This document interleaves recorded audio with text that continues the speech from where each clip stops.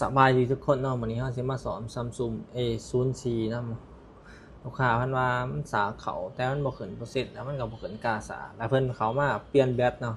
เพิ่นเราเปลี่ยนแบตในซางเนาะแล้วเราจะมาเช็คกันเลยว่ามันเป็นน้ำหยังเนาะนี่ทุกคนนี่ก็คือบอร์ด Samsung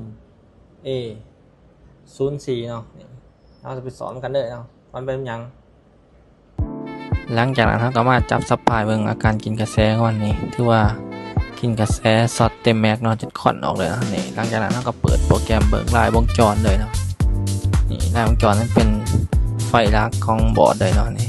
ถือว่าเอาปล่อยกระแสไฟเขามันจะกินเต็มแม็กเลยเนาะถือว่าภาษาเอิ้นว่าซอดก่อนออนเนาะนี่คนกลุ่มเลยนะ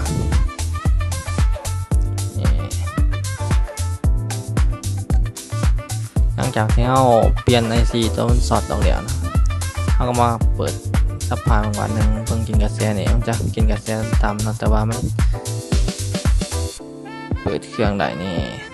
แต่ว่าใช้งานได้ปกติเนาะหลังจากที่เราสอบเดี๋ยวเนาะ Samsung A04 สาเขาเปิดขึ้นใช้งานได้ปกติทุกอย่างเนาะถือว่าบริเปลี่ยนแบตเนาะลูกค้าคนนี้ไปถือว่าโชคดีไปเสียแต่ค่าสอบบอร์ดเนาะ